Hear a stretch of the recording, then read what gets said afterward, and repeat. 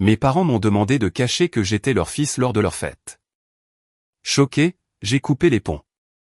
3 ans plus tard, ils m'accusent d'être cruel auprès de la famille parce que j'ignore simplement leur appel.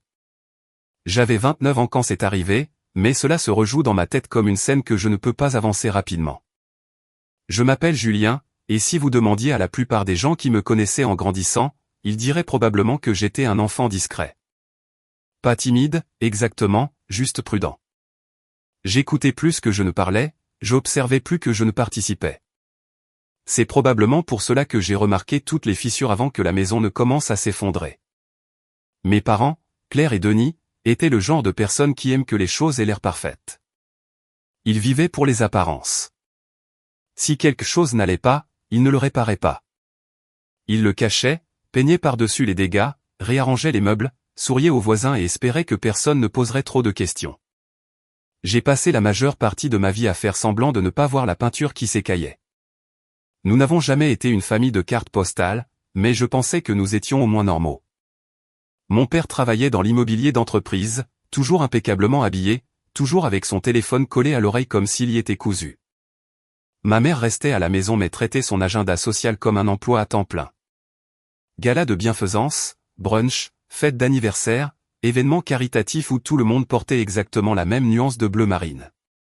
Ils étaient très attachés à l'idée d'héritage, de construire une vie que d'autres admireraient. Le problème était que leur définition de l'admirable ne laissait pas beaucoup de place aux personnes qui ne rentraient pas dans le moule. J'étais un peu un « let bloomer », je suppose. J'ai eu des difficultés à l'école, je ne suis pas allé à la Sorbonne tout de suite. J'ai passé quelques années à faire des petits boulots et à essayer de comprendre ce qui me plaisait vraiment. Finalement, j'ai trouvé ma voie.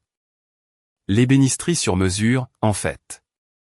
Des armoires, des meubles, des pièces décoratives. Il y avait quelque chose de fondamental là-dedans, quelque chose d'honnête.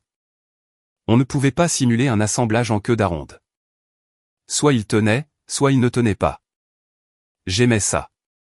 À l'âge de 28 ans, je gérais mon propre atelier avec une petite mais solide liste de clients. Je n'étais pas riche, mais j'étais fier de ce que j'avais construit. Mes parents ne l'étaient pas. Ils ne l'ont jamais dit ouvertement, mais je le voyais dans la façon dont ma mère décrivait mon travail à ses amis comme un passe-temps excentrique. Julien fait son petit truc de menuiserie. Ça l'occupe, disait-elle en balayant ça d'un geste de la main, comme si je construisais des nichoirs dans un abri derrière la maison. Mon père ne posait presque plus de questions. Il offrait juste des « c'est bien », à moitié convaincu chaque fois que je lui parlais d'un grand projet ou d'un client que j'avais décroché. J'ai cessé d'essayer de les impressionner après un certain temps. Je me suis dit que c'était comme ça. On vieillit et nos parents ne nous comprennent plus. Ça arrive à tout le monde, n'est-ce pas? Mais ensuite est arrivée la fête d'anniversaire. C'était leur 35e et ils faisaient les choses en grand. Ils avaient loué une salle de réception privée, tenue de soirée, dîner traiteur, musique live, le tout. Ma mère m'a envoyé une invitation par la poste, même si nous nous parlions au téléphone quelques fois par mois. C'était formel, gravé, le genre de choses que l'on attendrait d'un mariage. J'ai même ri en l'ouvrant. Il y avait même une carte de réponse avec une enveloppe de retour, comme si j'étais un invité comme les autres. Pourtant, je les remplis, coché la case, présent, et les renvoyé le lendemain. Je n'y ai pas beaucoup réfléchi. Je me suis dit que c'était juste un autre événement chic, et j'étais prêt à jouer le jeu. Mettre un costume, me présenter, sourire, serrer des mains, poser pour des photos. C'était le rôle, n'est-ce pas? Le beau-fils. Je pouvais gérer ça pour une nuit. J'ai même proposé de leur fabriquer un cadeau sur mesure, un portrait sculpté en bois de 2 basé sur l'une de leurs photos de mariage. Il m'a fallu plus de 20 heures pour obtenir les détails parfaits. Je comptais le leur remettre ce soir-là, pensant que ce serait peut-être une belle surprise, un rare moment de connexion. La fête était prévue pour un samedi. Le jeudi précédent, j'ai reçu un appel de ma mère. Ce n'était pas inhabituel. Elle aimait toujours prendre des nouvelles avant les grands événements. Elle a dit qu'elle voulait revoir quelques détails mineurs avant la fête. J'ai supposé qu'elle parlait d'horaire ou de placement ou de quelque chose de trivial, alors j'ai accepté de passer à la maison après le travail. C'est là que les choses ont commencé à s'effilocher. Je suis arrivé vers 18 h. Mon père était dans son bureau et ma mère m'a conduit dans la cuisine comme si nous allions avoir une conversation normale, mais ensuite elle a jeté un coup d'œil vers le couloir, a baissé la voix et a dit « Nous voulions juste te parler de quelque chose de délicat ». Elle a dit « Nous », mais c'était elle qui parlait seule pendant un moment.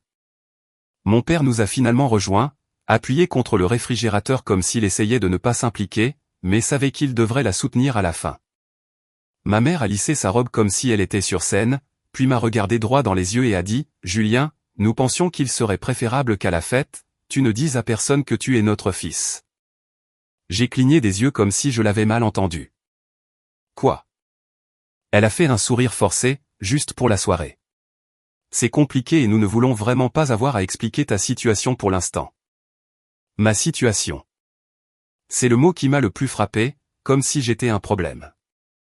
Ils avaient besoin de contourner ça, un conflit d'horaire, quelque chose de disgracieux à supprimer de l'image. J'ai regardé mon père, attendant qu'il intervienne et dise qu'elle exagérait, mais il ne l'a pas fait. Il a juste soupiré et a dit « C'est juste plus facile, Julien. Beaucoup de nos amis de la ville viennent. Ils ont certaines attentes. » Des attentes, ai-je répété, ma voix plus faible que je ne le voulais. Qu'est-ce que ça veut dire? Ma mère a touché mon bras comme si elle offrait du réconfort, mais cela ressemblait plus à un pot de vin. Ce n'est qu'une nuit. Dis juste que tu es un ami de la famille ou l'un des fournisseurs. Personne ne posera de questions. J'ai vraiment ri. Pas parce que c'était drôle, mais parce que je ne savais pas quoi faire d'autre. Vous voulez que je mente sur le fait d'être votre fils pour que vos amis n'aient pas à savoir quoi? Que je n'ai pas fait la Sorbonne? Que je fabrique des meubles pour gagner ma vie? Ils n'ont pas répondu. Mon père a juste détourné le regard et la bouche de ma mère a tressailli comme si elle était sur le point de pleurer. Comme si elle était la victime. Et à ce moment-là, quelque chose en moi s'est éteint. Je n'ai pas crié. Je n'ai pas jeté la sculpture ni claqué la porte. Je me suis juste levé, j'ai marché jusqu'à la porte et j'ai dit « Vous n'avez pas à vous soucier de ma présence à votre fête. » Ma mère m'a appelé, sa voix tremblante. « Julien, ne sois pas dramatique. » Mais j'étais déjà parti.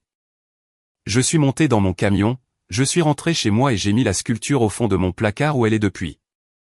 Ils ont essayé d'appeler quelques fois après ça. Ils ont laissé des messages vocaux qui étaient à la fois suppliants et culpabilisants. Je n'ai pas répondu. Je ne suis pas allé à Noël cette année-là, ni à Pâques, ni à l'anniversaire de mon père. Finalement, les appels ont cessé, mais les messages non. Ils sont juste passés par d'autres personnes.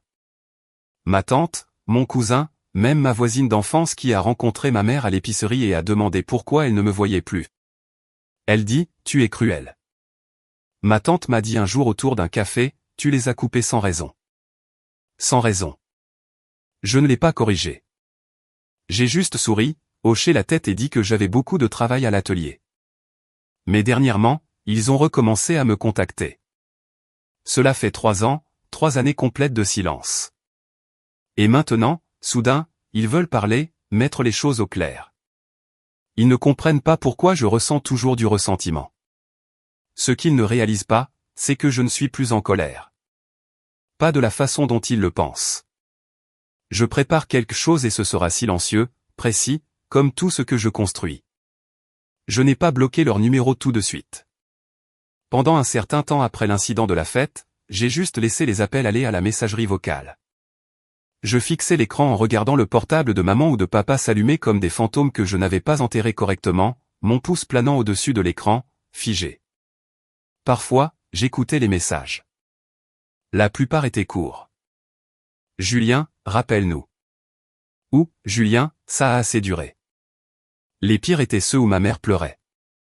Elle pleurait toujours stratégiquement. Jamais aux enterrements. Jamais lors de vraies disputes familiales. Mais la messagerie vocale, c'était sa scène. La première fois que je l'ai entendu dire « Je ne comprends juste pas pourquoi tu es si froid », j'ai failli jeter mon téléphone à travers la pièce. Pas à cause de ce qu'elle disait, mais à cause de la façon dont elle sonnait si convaincante de blessure. C'était presque impressionnant la performance. Si je n'avais pas été là dans la cuisine ce soir-là, je l'aurais peut-être cru moi-même. Mais j'étais là. Je me souviens de la température dans la pièce, de la lumière du plafonnier se reflétant sur le comptoir en granit. Je me souviens qu'il ne pouvait même pas dire les mots « mon fils » sans s'étouffer, comme si c'était sale, comme si ce n'était pas pratique. Et je me souviens de ce qui a suivi. Au début, j'ai cru qu'ils me laisseraient tranquille. Que peut-être, au fond d'eux, ils avaient compris qu'ils avaient franchi une limite, mais c'était naïf. Mes parents ne se sont pas excusés. Ils ont recadré. Ils ont réécrit le script et l'ont ensuite distribué au reste de la distribution comme si rien ne s'était passé. La réécriture a commencé petit. J'ai reçu des SMS de ma tante qui disaient des choses comme « J'ai entendu dire que tu ne pouvais pas venir à la fête. Ta mère était si triste que tu aies dû annuler à la dernière minute. » Je n'ai pas répondu. Puis sont venues les mises à jour teintées de culpabilité. Ton père espérait vraiment te voir au brunch de Pâques. Il n'arrêtait pas de regarder la porte comme si tu allais entrer, comme si c'était moi qui les ignorais sans explication. Cela a escaladé à partir de là. Environ 6 semaines après la fête, je me suis arrêté à mon café préféré un dimanche matin. Je voulais juste une tasse de café tranquille et peut-être un muffin. Rien de dramatique. Mais la barista, Sophie, quelqu'un avec qui j'avais discuté des dizaines de fois auparavant, amicale, décontractée, m'a regardé avec de grands yeux et a dit « Eh, j'ai rencontré ta mère l'autre jour. » J'ai fait une pause au milieu de ma recherche de mon portefeuille. Vraiment? Oui. Elle est venue avec quelques-unes de ses amies du club. J'ai mentionné que tu avais fait nos étagères sur mesure. Et elle a en quelque sorte, Sophie a hésité. Eh bien, elle a ri, a dit quelque chose comme « Oh, Julien a toujours été bon avec les outils. Il n'a juste jamais vraiment su comment en faire un vrai métier. » J'ai figé. J'ai senti la chaleur monter le long de mon cou, lente et brûlante.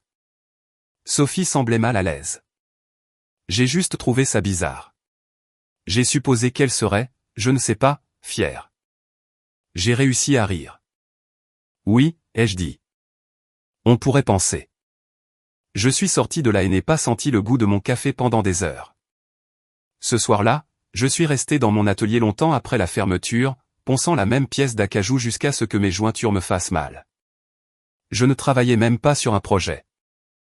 J'avais juste besoin de faire quelque chose de mes mains pour ne pas frapper un mur. Ils étaient gênés par moi. Très bien, je pouvais vivre avec ça. Mais me railler, diminuer ce que j'avais construit devant des étrangers dans ma propre communauté, c'était tout autre chose. Je me suis dit que je les couperais complètement après ça. Plus d'appels, plus de messages. J'ai bloqué leur numéro, je me suis désabonné de leurs réseaux sociaux, j'ai supprimé notre dernière photo de famille de ma pellicule.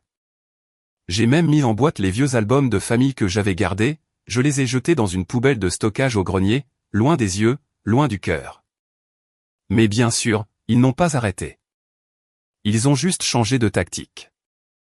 Cela a commencé avec ma sœur Émilie. Émilie et moi n'avions jamais été particulièrement proches. Elle était l'enfant modèle, excellent résultat, Sorbonne, mariée à 25 ans à un banquier d'investissement avec une mâchoire à couper le verre.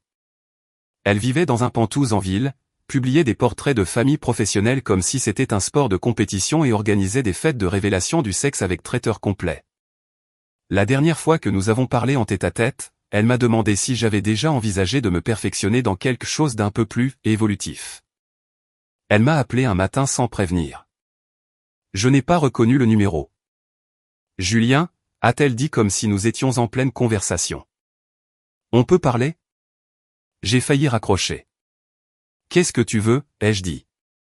Maman a pleuré, a-t-elle dit immédiatement. Elle ne comprend pas pourquoi tu la laisses tomber.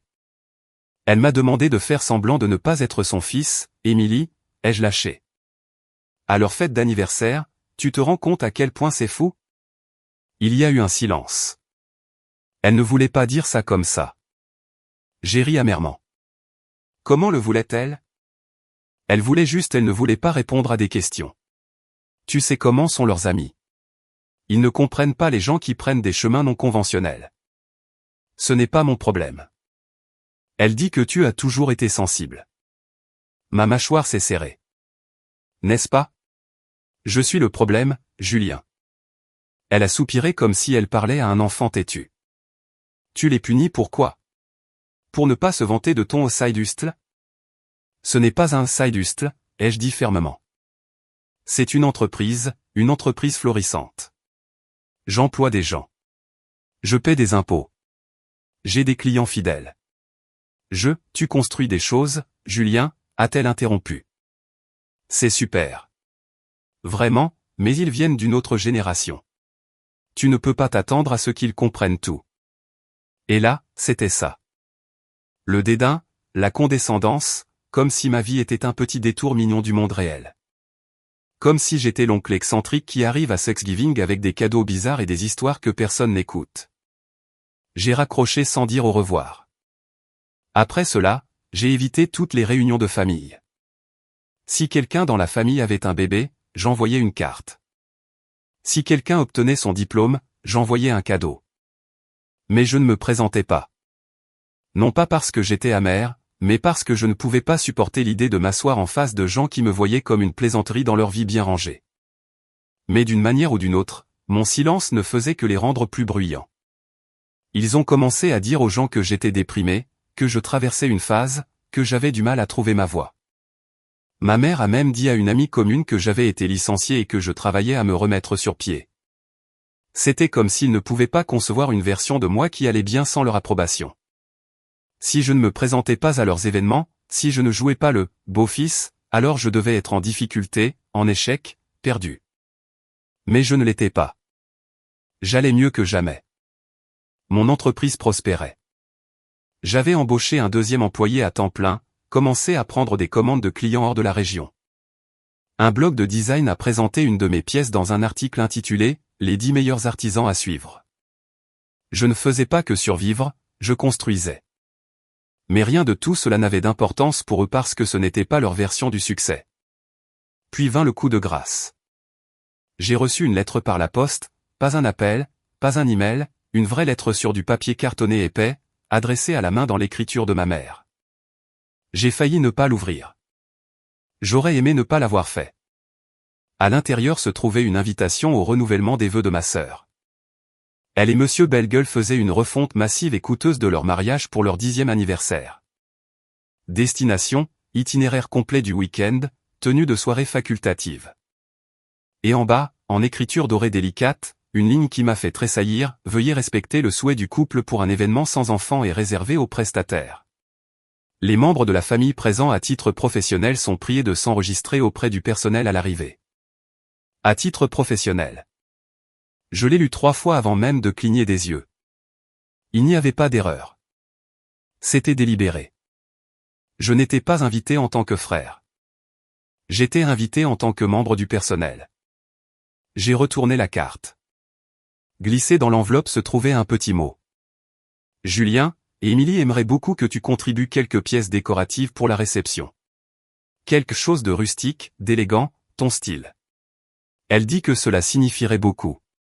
Fais-nous savoir ce dont tu aurais besoin en termes de matériaux ou de livraison. Il n'y avait pas d'excuse, pas de reconnaissance, juste une supposition que je serais tellement flatté d'être inclus, même dans un rôle moindre, que je sauterais sur l'occasion. C'est à ce moment-là que quelque chose en moi a changé. Avant, j'étais blessé, déçu, peut-être même gêné. Mais maintenant, c'était fini. Et pour la première fois depuis des années, je me sentais calme. Je n'avais aucune intention de construire quoi que ce soit pour ce mariage. Mais j'allais leur donner quelque chose qu'ils ne pourraient pas ignorer, quelque chose qu'ils ne verraient jamais venir. Mais pour y arriver, je devrais jouer le jeu sur le long terme et attendre le moment parfait pour commencer. Le mot concernant le renouvellement des vœux est resté sur mon établi pendant des jours. Je ne l'ai même pas bougé, je l'ai juste laissé là, sous une couche de sciure de bois, légèrement déformée par un rond de café que je n'avais pas pris la peine d'essuyer. Chaque fois que je le regardais, je ressentais ce mélange étrange d'incrédulité et de clarté, comme si je voyais enfin quelque chose qui avait toujours été là. C'était comme si quelqu'un avait allumé les lumières dans une pièce où j'avais dormi toute ma vie. C'est drôle ce qui se passe quand le dernier fil se rompt. Pendant si longtemps, j'avais marché sur cette corde raide, essayant d'être la personne la plus grande, essayant de me prouver sans faire trop de bruit, essayant de trouver une version de moi que mes parents pourraient accepter. Pas aimer, juste accepter. Mais au moment où j'ai lu cette invitation, j'ai réalisé quelque chose de brutal. Je pouvais gagner un prix de design, ouvrir 10 magasins, gagner 1 million d'euros avec une seule œuvre d'art, et ils me présenteraient toujours comme « celui qui travaille de ses mains ». Parce qu'ils avaient besoin que je sois moins. Ils avaient besoin d'un contraste pour se faire paraître plus brillant par comparaison. Alors, j'ai lâché le fil. J'ai tout annulé pendant une semaine. Pas publiquement, pas de manière dramatique. J'ai juste dit à mes clients que j'avais besoin d'une courte pause pour gérer un projet personnel, puis j'ai fermé la porte de l'atelier à clé et éteint mon téléphone. Je me suis déconnecté dans mon propre petit monde. Et j'ai craqué. Le genre de craquage qui ne semble pas dramatique à l'extérieur, mais qui ressemble à un tremblement de terre à l'intérieur. J'ai arrêté de dormir, j'ai mangé n'importe quoi, je suis resté bloqué dans ces boucles de souvenirs. Moi, enfant, montrant à ma mère un nichoir bancal que j'avais construit en 4e année, et elle disant « Eh bien, peut-être seras-tu meilleur en chiffres ». Moi essayant de serrer mon père dans mes bras après avoir gagné un concours d'art local à 16 ans et lui me donnant une tape raide sur l'épaule comme si j'étais un étranger qui avait renversé quelque chose sur sa chemise. Il y a eu tant de petites coupures. Je les ai juste ignorées pendant des années, me convainquant qu'elles n'ajoutaient rien de grave, mais maintenant je saignais d'un coup. Une nuit, je me suis retrouvé assis dans mon camion dans l'obscurité devant l'atelier, juste assis. Je ne voulais pas rentrer chez moi. Je ne voulais aller nulle part. Je me souviens d'avoir serré le volant et de m'être dit que je pourrais juste rouler jusqu'à ce que le réservoir soit vide. Mais je ne l'ai pas fait. Je suis sorti, je suis rentré à l'intérieur, j'ai fermé la porte derrière moi et je me suis assis sur le sol de l'atelier pendant ce qui m'a semblé être des heures. Pas de musique, pas de téléphone, juste moi, l'odeur des copeaux de bois et le son de ma propre respiration. J'aimerais pouvoir dire qu'il y a eu un moment de révélation, que je me suis soudainement levé et que j'ai su ce que je devais faire. Mais ce n'était pas comme ça. C'était plus lent, plus doux, plus comme une marée qui monte autour de vos chevilles avant même que vous ne la remarquiez. Cela a commencé avec une pièce de bois, une grande dalle de noyer noir que j'avais gardée pour quelque chose de spécial. J'ai passé ma main sur le grain et j'ai senti un petit scintillement dans ma poitrine, comme une étincelle sous la cendre. Je ne savais pas ce que j'allais faire, mais je savais que je devais faire quelque chose. Pas pour un client, pas pour Instagram, pas pour quelqu'un d'autre, juste pour moi. J'ai travaillé toute la nuit. Pas de plan, pas de croquis, juste du mouvement. J'ai sculpté, poncé, raboté, brûlé, poli. J'ai laissé la pièce devenir ce qu'elle voulait être. Quelque chose d'abstrait, quelque chose de brut. Au lever du soleil, j'avais une sculpture qui ne ressemblait à rien de ce que j'avais jamais fait auparavant. Elle n'était pas symétrique. Elle n'était pas pratique, mais elle signifiait quelque chose. Elle me ressemblait. Je l'ai fixée longtemps, et j'ai réalisé quelque chose. Je n'étais pas brisé. J'avais juste essayé de m'intégrer dans le mauvais cadre. Ce fut le début. Les semaines suivantes furent calmes, mais quelque chose en moi avait changé. J'ai commencé à me lever plus tôt, à prendre un vrai petit déjeuner au lieu du café de supermarché. J'ai rouvert l'atelier et j'ai dit à mes employés que j'allais me retirer un peu du travail client. J'avais besoin d'espace pour faire quelque chose de différent. Ils ont compris. Je suis retourné aux bases, j'ai passé des heures à étudier les assemblages, les techniques, des choses que je n'avais pas revues depuis mes débuts. J'ai sorti des livres, regardé de vieilles vidéos, expérimenté avec des outils que je n'avais pas touchés depuis des années. Il ne s'agissait pas de perfection. Il s'agissait de redécouverte. Et j'ai établi une règle. Chaque jour, je devais faire une chose qui ne serait jamais vendue. Une cuillère, une boîte, un panneau sculpté, une sculpture, quelque chose qui existait juste pour exister. C'était comme une thérapie. Je n'ai parlé à personne de cette phase. Ni à mes amis, ni même aux autres artisans avec qui je collaborais occasionnellement. C'était trop personnel, trop sacré. Mais chaque fois que je terminais quelque chose, j'avais l'impression de remettre un morceau brisé de moi-même à sa place. Et lentement, le bruit de ma famille a commencé à s'estomper. Bien sûr, j'entendais encore parler d'eux. Mon cousin m'a tagué sur une photo de groupe de famille à l'anniversaire de ma nièce alors que je n'y avais pas été invité. Ma mère a posté un long message dramatique sur l'éloignement et la prière pour la guérison qui me concernait clairement, même si elle n'a pas utilisé mon nom. Ma tante a laissé un message vocal disant « Juste pour que tu saches, ton père a dû expliquer à tout le monde pourquoi tu n'étais pas au renouvellement. » Et c'était humiliant. Je n'ai pas répondu parce que pour la première fois de ma vie, je ne cherchais plus leur approbation. Je la pleurais. Il y a une différence. Et une fois que j'ai abandonné l'espoir qu'ils me verraient un jour pour qui j'étais vraiment, quelque chose d'incroyable s'est produit. J'ai commencé à me voir plus clairement. J'ai commencé à être plus audacieux dans mes designs. Plus risqué. Un jour, j'ai posté une photo d'une table basse à bord irrégulier qui ressemblait plus à une sculpture qu'à un meuble, et elle est devenue virale. Une semaine plus tard, j'ai reçu un appel d'une galerie à Bordeaux me demandant si j'étais ouvert à exposer certaines de mes pièces plus expérimentales. J'ai dit oui. Puis vint l'interview. Un podcast pour jeunes artistes m'a demandé de parler de mon parcours, de la façon dont j'avais créé une entreprise sans formation formelle, de ce que c'était de travailler seul, de mes plus grands obstacles. J'ai pensé à dire non, mais ensuite j'ai réalisé que je voulais le dire à voix haute. J'ai raconté mon histoire, pas la version édulcorée que je racontais au dîner, la vraie. J'ai parlé de mon enfance dans une maison où, créatif, signifiait, sans direction, où l'amour était conditionnel au succès, et le succès était défini par le plan de quelqu'un d'autre. J'ai parlé de la difficulté de défaire ces voix dans votre tête, d'arrêter de se mesurer à des gens qui ne vous ont jamais vraiment vu en premier lieu. L'épisode a eu des milliers de téléchargements. J'ai commencé à recevoir des messages d'autres artistes, d'autres, moutons noirs, de personnes qui se sentaient invisibles dans leur propre famille. Ils m'ont dit que mon histoire les avait fait se sentir vus. Cela signifiait plus pour moi que n'importe quel prix. J'ai commencé à ressentir quelque chose que je n'avais pas ressenti depuis des années. La paix. Je n'étais pas guéri. Pas complètement. Il y avait encore des moments où je passais devant un père et son fils au magasin de bricolage, où j'entendais une chanson familière de vacances en famille qui me serrait la poitrine. Mais je ne me noyais plus. J'avais trouvé terre. Et c'est là que l'email est arrivé. Il venait de la planificatrice d'événements de ma sœur. Un message joyeux et enthousiaste avec des puces et des points d'exclamation.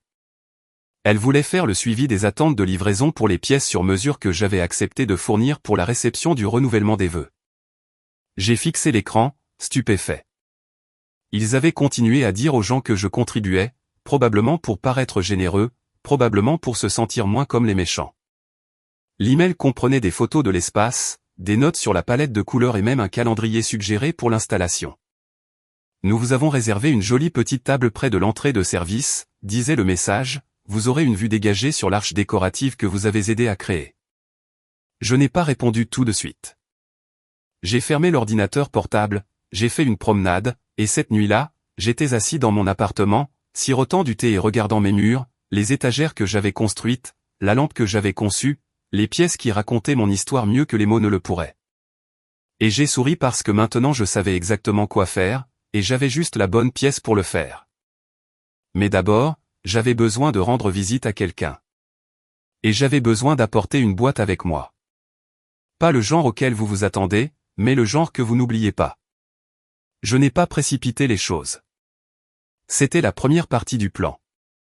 Ne pas précipiter. Pour une fois, je ne réagissais pas à eux. Je créais quelque chose. Et je savais mieux que quiconque que tout ce qui vaut la peine d'être construit prend du temps. La vengeance, comme l'artisanat, est une question de précision. Après avoir reçu cet email de la planificatrice d'événements, Guilleret, faussement amical, totalement inconscient, je savais qu'il n'avait aucune idée de ce qui allait arriver. Il pensait sincèrement que je me présenterais et sourirais comme un chien dressé, ou que je bouderais tranquillement et resterais à l'écart, les laissant à nouveau contrôler le récit. Il ne connaissait pas la version de moi qui était sortie de ces longues semaines silencieuses dans l'atelier. Il ne savait pas ce que j'avais appris, et il n'avait aucune idée de ce dont j'étais capable. J'ai commencé par appeler une ancienne cliente, Noémie, qui dirigeait un espace événementiel boutique en centre-ville. Elle m'avait déjà engagé pour concevoir une série d'installations en bois minimaliste mais frappantes pour son lieu, et nous étions restés amis depuis.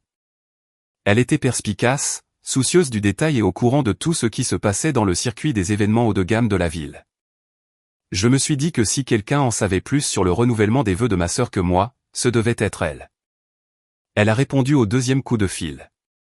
Julien, waouh, ça fait une éternité que je n'ai pas eu de tes nouvelles. Ça va? Mieux que jamais, ai-je dit et je le pensais. En fait, j'espérais te demander ton avis. Tu as une minute? Bien sûr. Quoi de neuf? L'événement d'Emily Carter, son renouvellement des vœux de 10 ans. Tu en sais quelque chose? Noémie a poussé un gémissement. Oh, ce cirque? Oui. Malheureusement, elle a réservé le domaine des Andély et a exigé tout sur mesure. Mon assistante a mis 3 heures juste pour lui présenter les options de revêtement de sol qu'elle n'a même pas utilisées à la fin. Quoi? Juste par curiosité, ai-je dit, en parcourant lentement l'atelier. Tu n'aurais pas un plan du lieu, par hasard? Julien, a-t-elle dit, son ton changeant. Tu ne penses pas à prendre ce cauchemar, n'est-ce pas? Pas officiellement, ai-je dit avec un sourire. Mais disons simplement que je prépare quelque chose. J'aimerais voir comment le lieu est aménagé, surtout l'entrée arrière, les quartiers de service, les zones de stockage. Noémie a ri. Le genre de rire qui dit, je ne sais pas ce que tu prévois, mais je veux le voir se produire. Donne-moi 10 minutes. Je t'enverrai les plans et la liste des fournisseurs par email. Noémie, ai-je dit avant qu'elle ne raccroche. Merci. Ne me remercie pas encore, a-t-elle dit. Assure-toi juste que ce que tu prévois laisse une trace. J'avais ma carte. Ensuite, il me fallait une équipe. Je ne voulais impliquer personne proche de ma famille. Trop risqué. Trop de chances que l'information fuite. Au lieu de cela, j'ai contacté des gens qui me connaissaient. Des gens qui avaient été dans les tranchées avec moi pendant les débuts de l'atelier. J'ai appelé Mason, ma première embauche, un ancien détenu devenu artisan avec le meilleur œil pour le détail que j'ai jamais vu. Puis j'ai appelé Liv, une photographe et designer de prop freelance avec qui j'avais collaboré sur quelques installations de galeries. Elle était chaotique dans le bon sens du terme. Créative, pleine de ressources et excellente pour mettre en scène les choses de la bonne manière pour provoquer une réaction. Je ne leur ai pas tout dit. Pas au début. Je les ai invités à l'atelier un vendredi soir et j'ai étalé un grand drap sur l'établi principal. En dessous se trouvaient 3 croquis et une série de maquettes étiquetées. Une sculpture, un piédestal et un compartiment caché avec un mécanisme coulissant, le tout construit de toutes pièces. Ceci, ai-je dit en soulevant le drap, va au renouvellement des vœux. Liv a haussé un sourcil. L'événement de ta sœur. Mason a croisé les bras. Je pensais que tu n'y allais pas. Je n'y vais pas, ai-je dit. Mais ceci est, j'ai observé leurs yeux parcourir les designs. La confusion s'est lentement transformée en réalisation. C'est ce que je pense que c'est, a demandé Liv, en montrant le centre sculpté. J'ai hoché la tête. Tu veux exposer ça à l'événement, a dit Mason, à moitié impressionné, à moitié horrifié. Non, ai-je dit, je veux qu'il le demande. C'était la clé. Cela ne pouvait pas ressembler à du sabotage. Cela ne pouvait pas être du sabotage. Techniquement, cela devait être quelque chose qu'ils accueilleraient, quelque chose dont ils se vanteraient, quelque chose avec quoi ils poseraient pour des photos, complètement inconscients du piège sous leurs pieds. Ce devait être un cadeau. Et pas n'importe quel cadeau, un chef-d'œuvre. Je me suis mis au travail. La sculpture a pris près de 3 semaines. J'ai travaillé en secret après les heures, sous une bâche, même à l'intérieur de l'atelier. Elle était faite de noyers et de frênes blancs courbés en une forme asymétrique moderne qui semblait abstraite de loin. Mais de près, on pouvait voir la vérité. Gravés sur le bord intérieur se trouvaient des noms, des dates, des phrases, tous tirés de l'histoire de notre famille. Certains innocents, le premier bureau de Julien, 1998. D'autres plus percutants, il n'est pas vraiment le fils de notre fils. Il construit des choses. Il ne fait rien. Tu es trop émotif. Je n'ai cité personne directement, mais je n'en avais pas besoin. Chaque mot était gravé avec une précision chirurgicale. Il fallait les chercher. Il fallait s'approcher. Plus on regardait en profondeur, plus cela devenait inconfortable. Mais en surface, cela avait l'air magnifique, élégant, raffiné, digne d'un musée, même. J'ai construit un piédestal minimaliste pour l'accompagner. Chaîne noire avec une simple plaque indiquant « Héritage ». Commandé pour la famille Carter 2025. Je l'ai même scellé dans une caisse avec une étiquette de marque, listant mon atelier comme créateur, ainsi qu'une fausse histoire expliquant qu'Emily avait personnellement demandé la pièce des mois à l'avance et qu'elle représentait l'héritage. La croissance et la transformation du matériau naturel en article. Je savais exactement à qui l'envoyer. La planificatrice d'événements, j'ai rédigé un email court et confiant disant que je donnais suite à la demande de la famille et que je livrais une pièce maîtresse. Gratuitement, bien sûr, un geste de célébration. J'ai joint des photos polies, des mots-clés à la mode, des descriptions qui la faisaient paraître chère. Je l'ai envoyée avec un mot disant qu'elle arriverait la veille de l'événement et nécessiterait un montage minimal. Elle a répondu en 20 minutes. C'est exquis. Je réserverai une place de choix près de la table d'accueil. Juste comme ça, c'était réglé. J'ai passé les 2 semaines suivantes à finaliser le mécanisme. Voyez-vous, le vrai tour de magie n'était pas la sculpture. C'était ce qui se trouvait à l'intérieur du piédestal. Un petit tiroir parfaitement dissimulé, verrouillé par un interrupteur magnétique. À l'intérieur, un album photo relié, couverture en cuir sur mesure, élégant. Et sur chaque page, un instantané différent de ce que ma famille ne voulait pas qu'on voie. Des photos de mon père serrant la main de gens qu'il a ensuite discrédités. Des captures d'écran de commentaires sur les réseaux sociaux que ma mère laissait sur des forums de parents sous de faux noms se plaignant de son fils sous-performant. Des photos de moi lors d'installations d'art public auxquelles ils n'ont jamais assisté mais qu'ils disaient soutenir. Même la facture où ils avaient discrètement remboursé un don que j'avais fait en leur nom parce qu'il ne correspondait pas à leur image professionnelle. J'ai inclus une copie imprimée de cette invitation à la fête, celle où on m'avait demandé de faire comme si je n'étais pas leur fils. Je l'ai encadrée comme une œuvre d'art et sur la dernière page, une note manuscrite, voici qui je suis. Voici qui vous êtes. Vous m'avez appris à valoriser l'image plutôt que la vérité. Mais j'ai choisi quelque chose de différent. J'ai choisi l'honnêteté. Voyons ce que ça vous fait. J'ai scellé le tiroir, réinitialisé l'aimant et envoyé la sculpture. L'événement était dans 5 jours. Je n'y suis pas allé. Je n'avais aucune intention de montrer mon visage. Cela aurait rendu les choses désordonnées. Personnelles. Non, je voulais que cela se déroule lentement, comme une tache qui se propage sur de la soie. Mais j'ai envoyé quelqu'un. Liv. Elle est entrée avec une caméra cachée dans une broche. Elle a dit qu'elle aidait l'un des fleuristes, a obtenu un laissez-passer et est entrée comme si elle était chez elle. Elle portait même l'une des couleurs de la famille, bleu argenté. Elle m'a appelé 30 minutes après le début de la réception. Ils adorent ça, a-t-elle chuchoté. La sculpture est au centre de la pièce.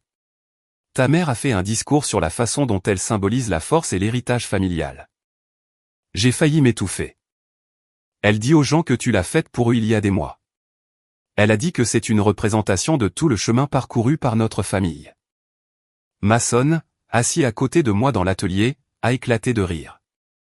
J'ai secoué la tête, stupéfait. L'ironie était si épaisse qu'on aurait pu la couper avec un ciseau. Et le tiroir, ai-je demandé. Toujours scellé, a-t-elle dit. Mais il y a un petit enfant qui rampe près de la base. Il frappe dessus comme si c'était creux. Je lui donne 20 minutes. J'ai raccroché et j'ai attendu. Et quelque part au fond de moi, j'ai senti que ça cliquait. Pas de vengeance, pas encore, mais un alignement. Les pièces étaient en place, et le vrai spectacle. Il n'avait même pas encore commencé. Le premier SMS que j'ai reçu venait de ma tante. Il est arrivé environ 3 heures après le début prévu de la réception. Juste une ligne, qu'est-ce que tu as fait? Pas de contexte, pas de suite, juste ces 4 mots. Je n'ai pas répondu. Quelques minutes plus tard, un appel d'un numéro inconnu. J'ai laissé aller à la messagerie vocale. 30 secondes plus tard, un autre, puis le silence. Pendant environ 1 heure, j'ai connu ce silence. Ce n'était pas de la confusion. C'était de la coordination. Ils se regroupaient. Liv a mis en ligne les images cette nuit-là. Rien de public, bien sûr, juste un dossier cloud privé intitulé « Héritage ». Il contenait tout ce dont j'avais besoin. Le moment où la sculpture a été introduite, le moment où le photographe leur a demandé de poser avec le faux sourire de ma mère, le hochement de tête soigneusement mesuré de mon père. Émilie expliquant d'une voix douce à ses invités comment cela représente les valeurs fondamentales de notre famille, force, élégance, tradition. Et puis le moment, un enfant, peut-être 6 ou 7 ans, ennuyé et agité, a remarqué le panneau latéral et a commencé à frapper dessus légèrement au début, puis plus fort. Liv a tout filmé. On voit l'enfant taper à plusieurs reprises un endroit particulier, puis s'accroupir, tripoter quelque chose. Un invité s'accroupit avec lui, un homme plus âgé, peut-être un ami de la famille. Il passe sa main le long de la couture, lève les yeux, curieux, appelle quelqu'un. Quelques instants plus tard, un membre du personnel l'ouvre. L'interrupteur magnétique se détache et le tiroir s'ouvre. C'est là que la vidéo devient silencieuse. On sent l'air changer. Une femme se penche, prend l'album et l'ouvre à la première page. Son sourire s'estompe lentement. Puis elle tourne et tourne encore. Son visage raconte l'histoire. À la 5e page, elle jette un coup d'œil autour d'elle, puis se précipite vers ma sœur. Émilie, radieuse dans une robe bleu pâle, prend le livre avec un sourire poli et confus, posant toujours pour des photos, flottant toujours sur son petit nuage d'autosatisfaction. Elle lit la première page, et tout s'arrête. Son expression s'effondre, pas de manière dramatique, pas instantanément, mais se fane lentement, comme une fleur mourante. Elle tourne une autre page, puis une autre. À la page 6, elle s'éloigne rapidement de la caméra, le livre serré contre sa poitrine comme une bombe. On ne voit pas où elle va, mais les chuchotements commencent. C'est ça, le truc avec des événements comme ça. Ce sont des performances.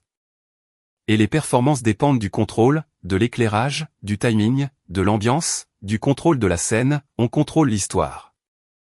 Mais au moment où le public sent quelque chose de réel, quelque chose de brut, tout s'écroule. En quelques minutes, on voit les invités commencer à murmurer, à se tourner les uns vers les autres, à pointer du doigt la sculpture. Une femme regarde de plus près et tressaille visiblement. Un homme se penche et commence à tracer l'une des phrases gravées avec son doigt, les sourcils levés. Puis quelqu'un prend une photo. Quelques autres suivent. Les téléphones sortent. Les gens commencent à lire à voix haute. La phrase « Il n'est pas vraiment le fils de notre fils » résonne faiblement à travers la vidéo. Et puis comme une vague, on les voit réaliser que ce n'était pas un hommage. C'était une confession, et ils l'ont exposée, encadrée, sans s'en vanter. Je n'avais pas besoin d'être là. Je pouvais sentir la pièce se replier sur elle-même à travers l'écran. Liv a fait un dernier panoramique sur la salle de réception avant de partir. Ma mère est sur le côté, près du comptoir de traiteur, parlant rapidement à deux femmes âgées aux expressions horrifiées. Mon père se tient rigidement près de la sculpture, la fixant comme si elle l'avait trahi. Quelqu'un essaie de couvrir le piédestal avec une nappe, mais il est trop tard. Les photos sont sorties. L'histoire quitte déjà la pièce. Et Émilie, elle est partie. J'ai regardé les images 2 fois. Puis je les ai supprimées. Elles avaient rempli leur mission. Les retombées furent rapides et délicieusement silencieuses. C'est ce que j'avais espéré. Pas de scène de cris, pas d'excuses larmoyantes, juste des conséquences. Le lendemain, mes parents m'ont appelé. Je n'ai pas répondu. Ils ont essayé depuis leur ligne fixe, depuis des numéros de téléphone jetables, depuis le numéro d'Émilie. Rien. Puis est arrivé l'email. Objet, il faut qu'on parle. Le corps du message était court. Julien, ce que tu as fait hier soir était cruel et humiliant. Tu as embarrassé cette famille devant des centaines de personnes. Quel que soit le message que tu essayais de faire passer, tu es allé trop loin. Appelle-nous s'il te plaît pour que nous puissions discuter des prochaines étapes. Ta mère n'a pas arrêté de pleurer. Papa. J'ai fixé l'écran un moment. Puis j'ai tapé 2 mots, message reçu, et j'ai appuyé sur envoyer. C'était tout.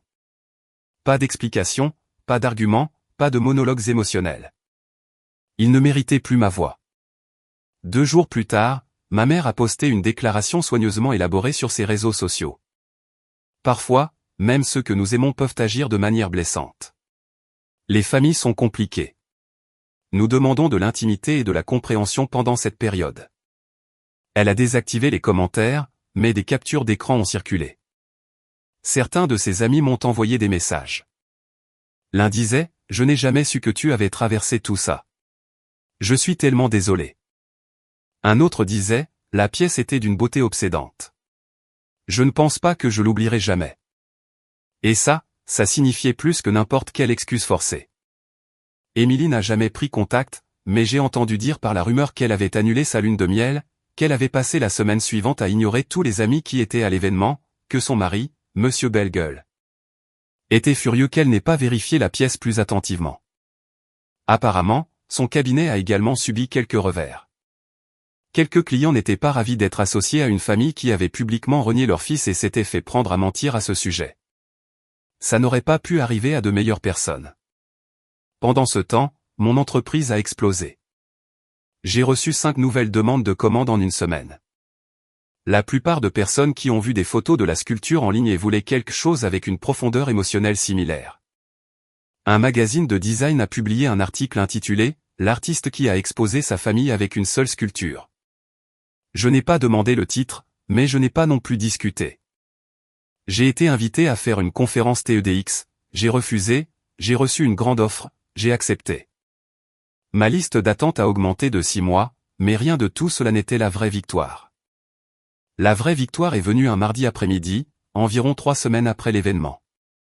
J'étais dans mon atelier, travaillant sur une nouvelle pièce, quelque chose de doux et chaud, en forme de lente respiration, quand on a frappé à la porte, pas l'entrée principale, la latérale, la privée. J'ai essuyé mes mains, j'ai ouvert la porte, et là, il y avait l'enfant de mon voisin, celui qui passait toujours devant mon atelier à vélo pour aller à l'école. Il tenait un projet scolaire, une boîte à bijoux bancale à peine tenue avec de la colle. Il avait l'air nerveux. « Salut », a-t-il dit, « ma mère a dit que vous fabriquiez des trucs de bons trucs. »« Je fais de mon mieux », ai-je dit en m'accroupissant. Il a hésité.